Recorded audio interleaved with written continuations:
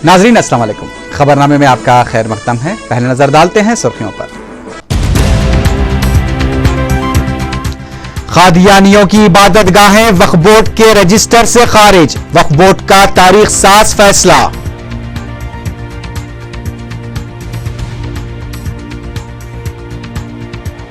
हज के लिए 1 मार्च से दरखास्तों की वसूली, 16 मार्च इंतकाल की आखिरी तारीख।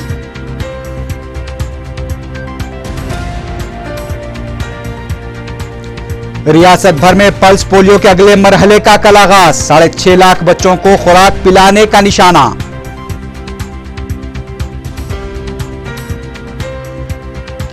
मेरचल में मजदूरों की झोपड़ियों में भयानक आतिशज़दगी, 7 अफराद झुलसकर हलाक, 4 कमसिन बच्चे शामिल। चेवेल्ला के डीएसपी जी शेखर रिश्वत लेते हुए रंगे हाथों गिरफ्तार, एसीबी की कार्रवाई।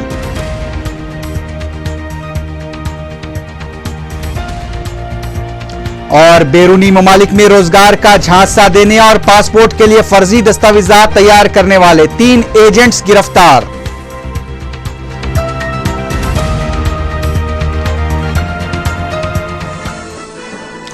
सुर्खियां आपने देखी, अब बढ़ते हैं खबरों की तफसील की जानिब।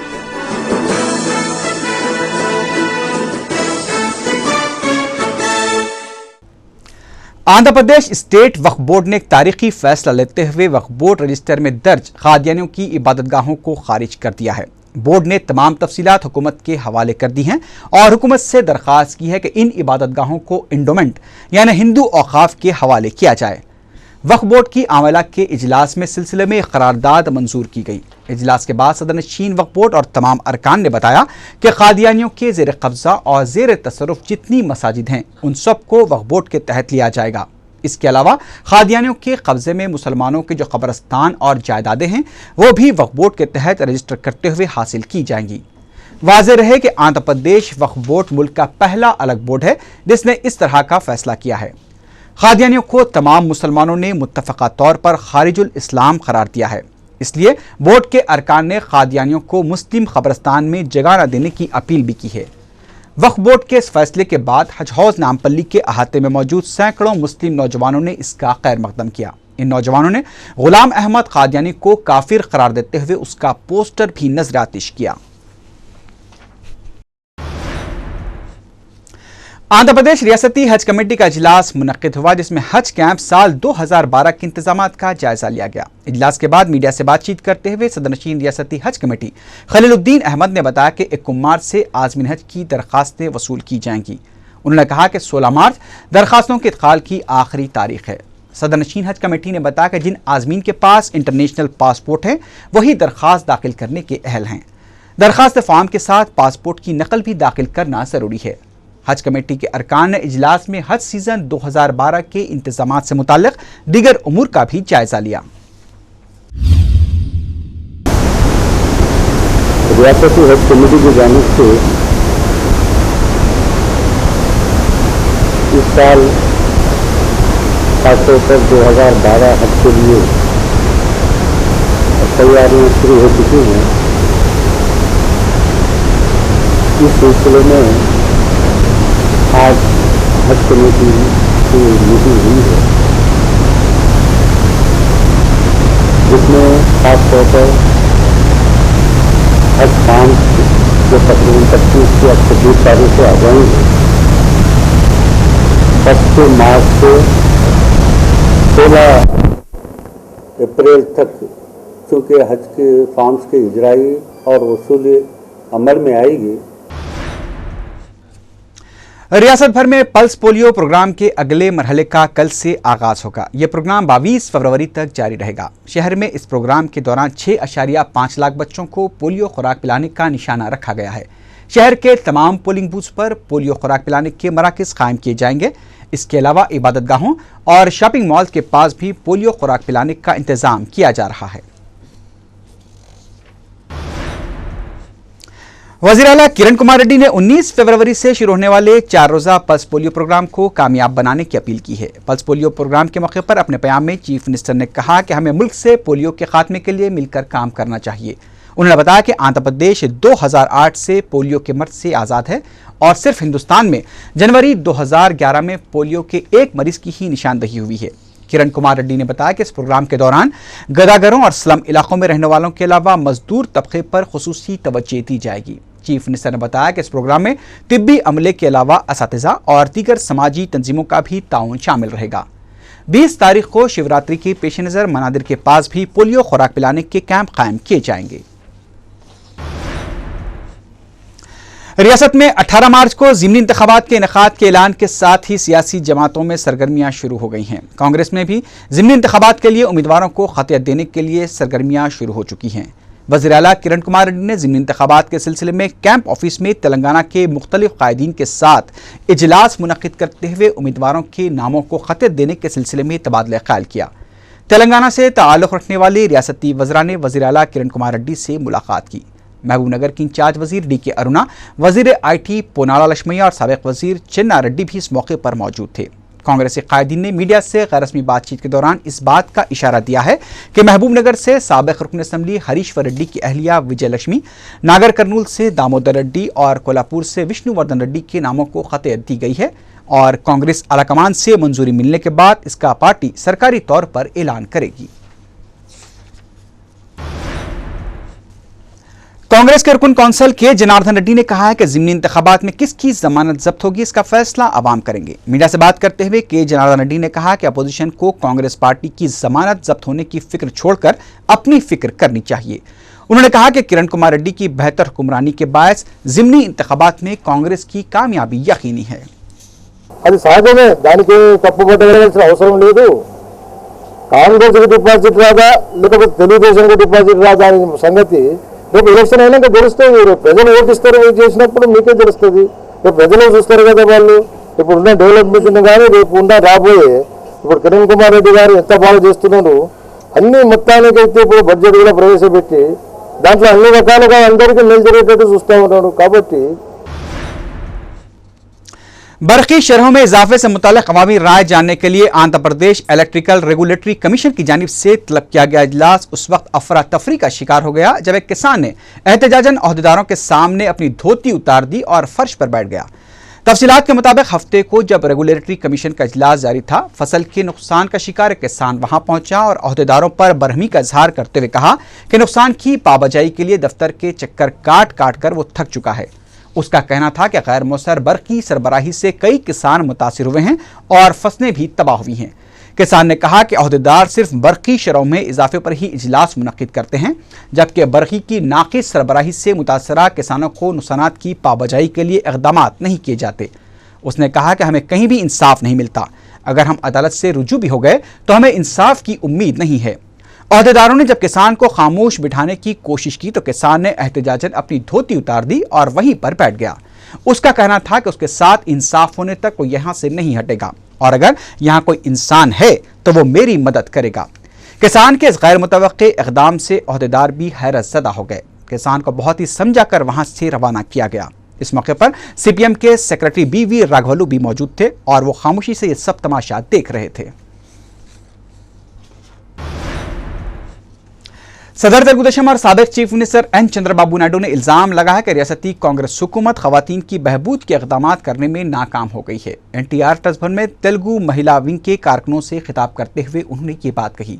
चंद्रबाबू नायडू ने कहा कि खवातीन को खुद मुख्तफी बनाने से मुताल्लिक़ जो कांग्रेस हुकूमत के प्रोग्राम हैं उसमें बदनुमानियाँ की जा रही हैं और खवातीन को कर्ज़ों की फराहमी में बरती गई लापरवाही से हज़ारों खवातीन के ग्रुप्स भी परेशान हैं।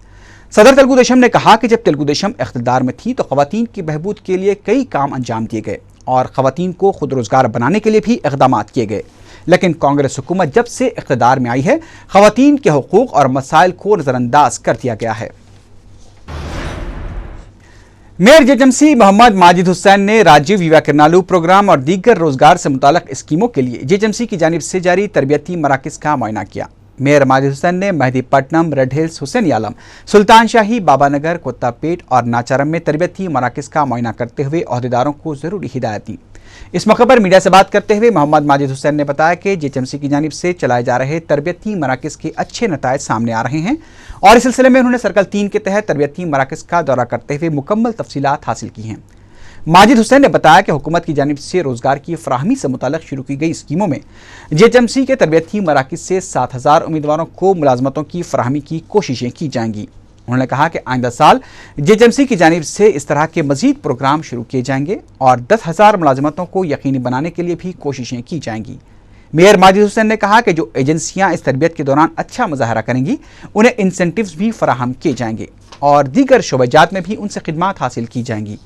मेयर माजिद हुसैन के हमरा JHMC के अहदेदारों के अलावा मजलिसी कॉरपोरेटर्स मीर जुल्फ़िकार अली, ज़ुहरा बेगम और मोहसिना परवीन भी मौजूद थी।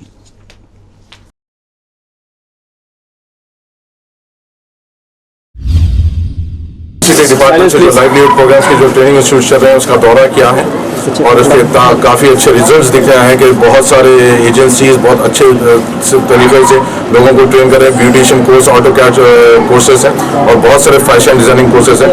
आज तो हमने सिर्फ 3 सर्विस का मुआयना किया है जहाँ हमें पूरा है। टोटल ये है कि 7,000 प्लेसमेंट की कोशिश करेंगे JHMC ये साल।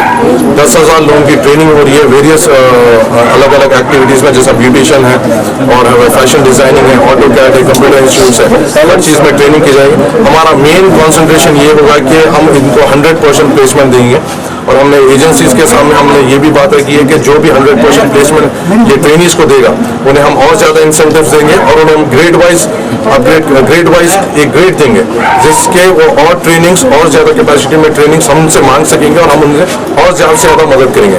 और ये जो एजेंसीज जो 100% देंगे परसेंटेज प्लेसमेंट्स वो उनके सर्विसेज हम दूसरे डिविजन्स में भी यूटिलाइज करेंगे जहाँ पे परसेंटेज कम आ रहा है, क्योंकि ये एक्सपर्टाइज तरीके से काम कर रहे हैं जिसकी सर्विसेज दूसरे एरियाज में भी डेवलपमेंट है।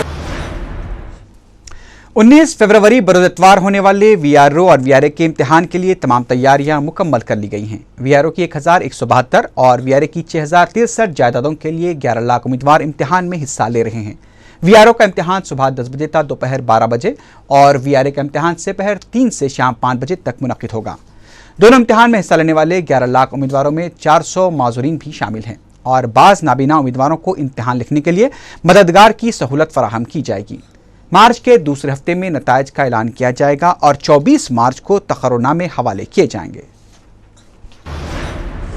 मस्जिद टीपू खां की इंतजामी कमेटी के ज़ेर-ए-इत्माम उस्मानिया यूनिवर्सिटी कैंपस में जल्द से मीलादुन्नबी सल्लल्लाहु अलैहि वसल्लम मुनक़िद हुआ। मजलिस के सदर रुकन पार्लिमान बैरिस्टर असदुद्दीन ओवैसी ने अपने खिताब में औरतों की खिदमत और जहेज की लानत पर तफसीली रोशनी डाली।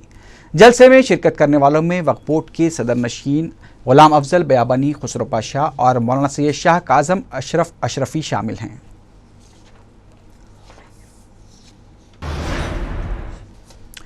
गवर्नमेंट प्रिंटिंग प्रेस वाक़े चंचलगुड़े के मुलाजमीन ने अपने मसाइल की यकसोई के लिए जद्दोजहद की खातिर एम्प्लॉइज़ यूनियन बनाई है। मुताल्लिक़ा रुकन असम्बली अहमद बलाला को इस यूनियन का सदर नामजद किया गया है। यूनियन के अरकान ने दारुस्सलाम में मजलिस कायदीन से मुलाकात करते हुए उन्हें तहनीत पेश की और तवक्के ज़ाहिर की कि बरसों से हलतलब उनके मसाइल की यकसोई हो जाएगी।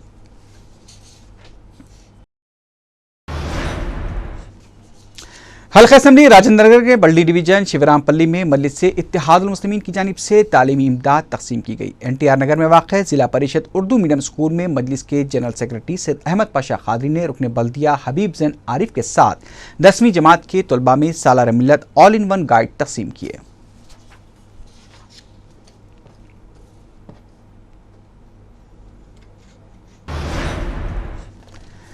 मेरचल में वाक़े गुंडला पोचमपल्ली में भयानक आतिशबाज़ी के नतीजे में 7 अफराद बशमूल 4 कमसिन बच्चे झुलसकर फौत हो गए हैं। ये वाक़या हफ्ते के दिन दोपहर 1 बजे के करीब पेश आया। रियासती वज़ीर दाखिला सबीता एन रेड्डी ने मुकाम वाक़े का मुआयना करने के बाद मीडिया से बात करते हुए बताया कि हादसे में फौत होने वालों के अफराद ख़ानदान को एक्स ग्रेशिया के लिए नुमाइंदगी की जाएगी।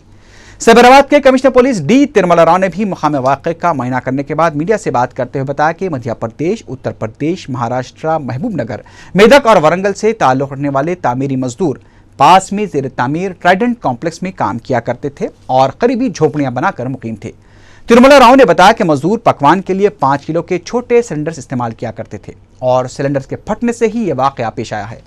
ताहम उन्होंने कहा कि वाक़े की तहक़ीक़ात का आगाज़ कर दिया गया है। तिरुमला राव ने आतिशबाज़ी के इस वाक़े में 7 अफराद की हलाकत की तौसीक़ की है। महलूकीन की शिनाख्त त्रिवेणी, विशाल, तायप्पा, ख्वाजा, बालिबी, अचल और रंजिता की हैसियत से की गई है।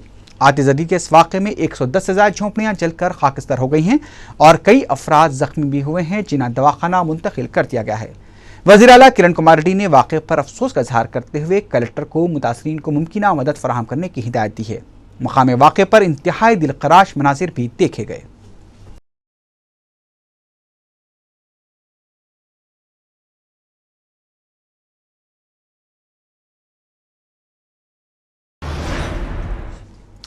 महकमे इंसदाद रिश्वत ने डीएसपी चवल्ला जी शेखर को 25,000 रुपए रिश्वत लेते हुए रंगे हाथों पकड़ लिया। बताया जाता है कि उन्होंने सिविल मामलात के लिए रिश्वत ली थी, जिन्हें हफ्ते के दिन एसीबी की खुसूसी अदालत में पेश कर दिया गया।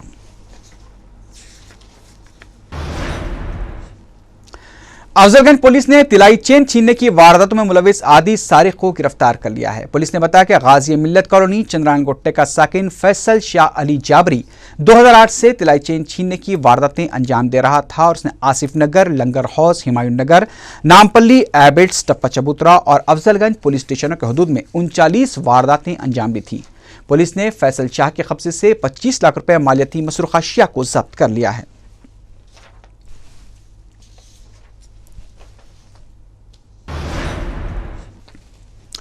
साउथ जोन पुलिस ने बैरूनी ममालिक में रोजगार का झांसा देकर जरूरतमंदों को धोखा देने वाले और पासपोर्ट के हुसूल के लिए फर्जी दस्तावेजात तैयार करने वाले 3 गैर मुसल्लिमा एजेंट्स को गिरफ्तार कर लिया है। DCP south zone Manish Kumar Sinha ने मीडिया को बताया कि चारमीनार और दबीरपुरा पुलिस ने दबीरपुरे की साकिन समीना बेगम को एक शिकायत मिलने के बाद गिरफ्तार कर लिया।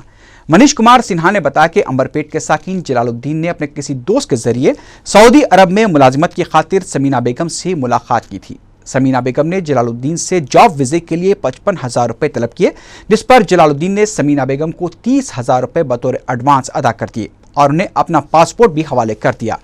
लेकिन समीना बेगम वीजा फराहम करने में नाकाम रही और जब जलालुद्दीन ने समीना बेगम से पासपोर्ट वापस करने का मुतालबा किया तो समीना बेगम ने उनके साथ गाली गलौज की। पुलिस ने जलालुद्दीन की शिकायत पर कार्रवाई करते हुए समीना बेगम को गिरफ्तार कर लिया और उसके कब्जे से 5 पासपोर्ट भी जब्त कर लिए।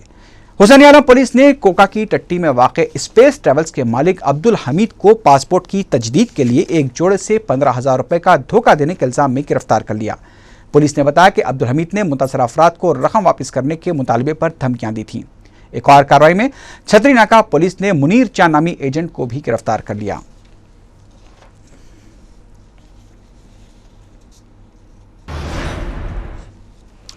उस्मानिया यूनिवर्सिटी पुलिस ने 3 फाइनेंसरों को गिरफ्तार करके उनके कब्जे से जायदाद की दस्तावेजात और दीगर अशिया को जब्त कर लिया है। इस जोन डीसीपी ने बताया कि सुजाता नामी खातून ने ओयू पुलिस में एक शिकायत दर्ज करवाई थी कि उन्हें असल रकम 3.5 लाख और सूद अदा करने के बावजूद मजीद रकम देने का मुतालबा करते हुए फाइनेंसर तंग कर रहे हैं। पुलिस ने जुमे और हफ्ते की दरमियानी शब इस सिलसिले में लालागोड़ा और मलकाजगिरी के रहने वाले जी चिन्ना कोटैया, बाला नरसैया और पंटैया को गिरफ्तार करके अदालती तहवील में दे दिया।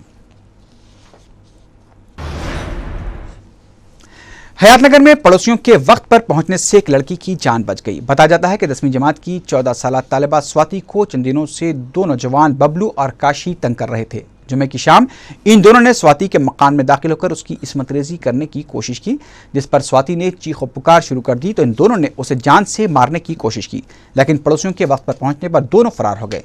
हयातनगर पुलिस को उन दोनों की तलाश है।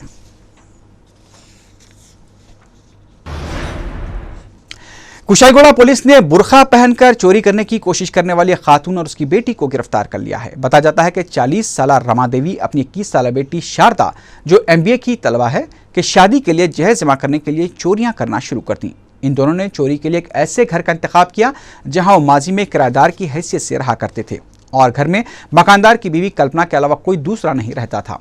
ये दोनों बुरखा पहनकर मकान में दाखिल और कल्पना की आंखों में मिर्च पाउडर डालकर अलमारी से रकम निकालने की कोशिश कर रहे थे कि कल्पना की चीखो पुकार सुनकर पड़ोसी घर में आ गए और सारिकों को पकड़कर पुलिस के हवाले कर दिया। बुरखा पहनकर चोरी करने की वजह मालूम करने पर इन दोनों ने पुलिस को बताया तो एक तो उनकी सूरत छुपी रहती है और दूसरे लोग उन्हें मेहमान समझते हैं। पुलिस ने हफ्ते को दोनों को अदालती तहवील में दे दिया।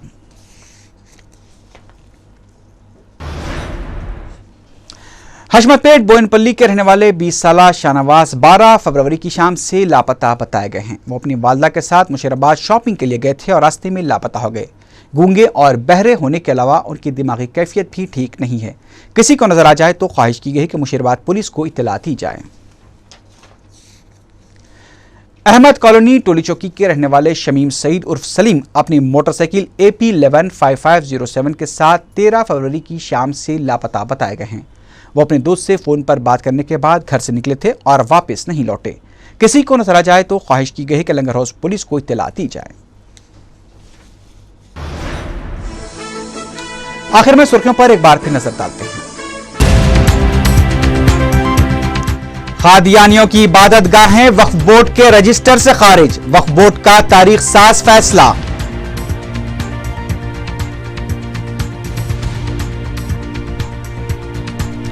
हज के लिए इकुमार से दरखास्तों की वसूली 16 मार्च इत्काल की आखिरी तारीख।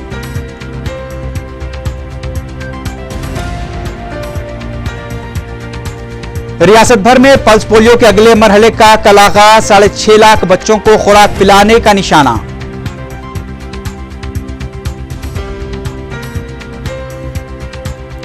मेरचल में मजदूरों की झोपड़ियों में भयानक आतिशज़दगी, 7 अफराद झुलसकर हलाक, 4 कमसिन बच्चे शामिल। चवेल्ला के डीएसपी जी शेखर रिश्वत लेते हुए रंगे हाथों गिरफ्तार, एसीबी की कार्रवाई।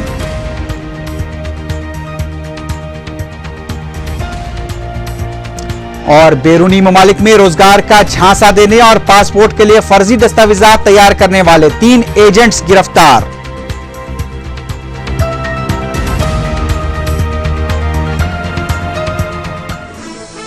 इसी के साथ ही खबरनामा अख्ताम को पहुंचा। अल्लाह हाफिज।